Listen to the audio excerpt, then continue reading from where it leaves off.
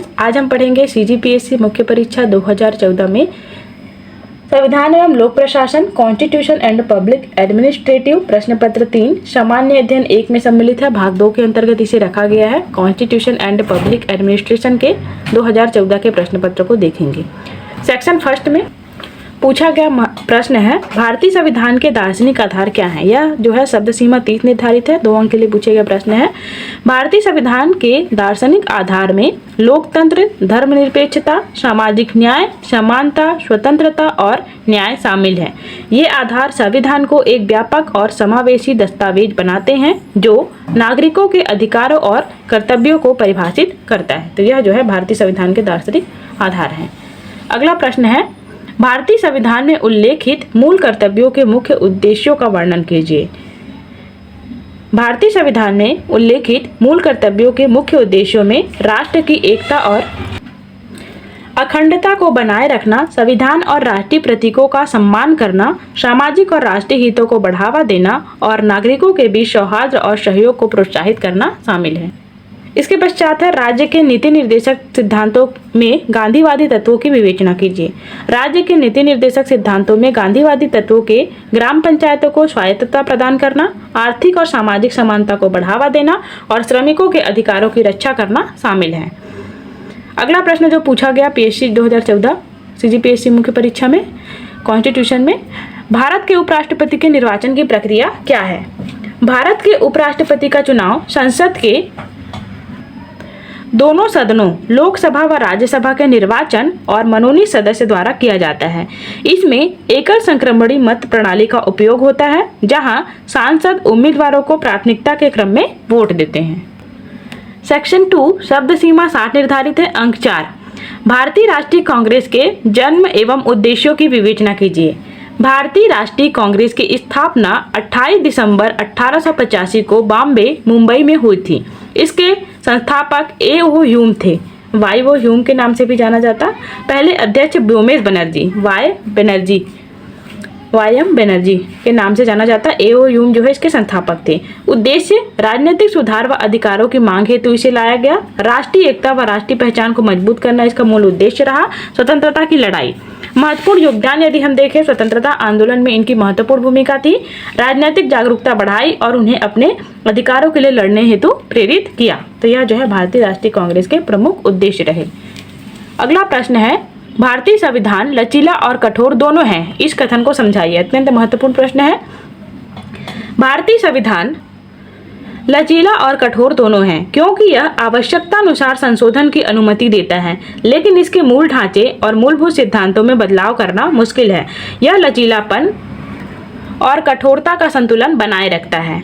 लचीलापन संशोधन हेतु विशेष बहुमत आवश्यक लेकिन असंभव नहीं है। दूसरा लचीलेपन का उदाहरण है, आवश्यकतानुसार बदलाव किया जा सकता है। यह इसकी लचीलेपन को दर्शाता है।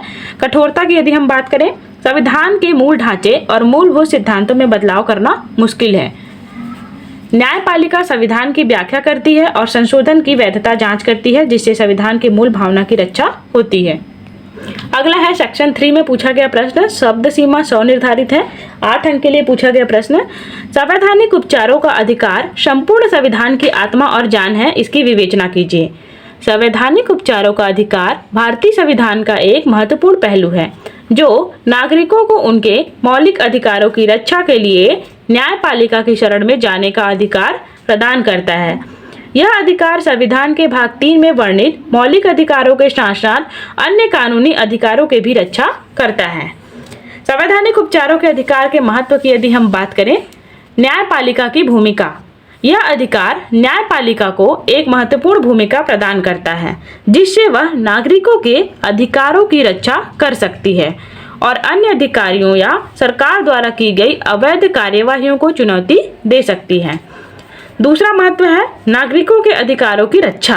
यह अधिकार नागरिकों को उनके मौलिक अधिकारों की रक्षा के लिए एक प्रभावी तरीका प्रदान करता है, जिससे वे अपने अधिकारों का उल्लंघन होने पर न्यायपालिका की शरण में जा सके।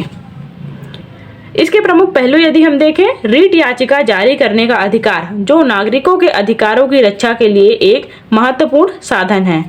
न्यायिक समीक्षा। सेक्शन 4 है शब्द सीमा 250। 20 अंक के लिए यह प्रश्न पूछा गया था।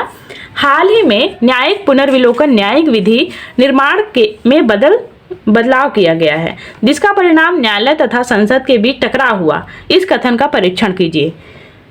एक कथन दिया हुआ है, इसकी चर्चा हमें कर दी है आंसर में। हाल ही में न्यायिक पुनर्विलोकन के संबंध में एक महत्वपूर्ण निर्णय आया, जिसमें उच्चतम न्यायालय के परिसीमन आयोग के आदेशों की वैधता की समीक्षा करने के अपने अधिकार की पुष्टि की है।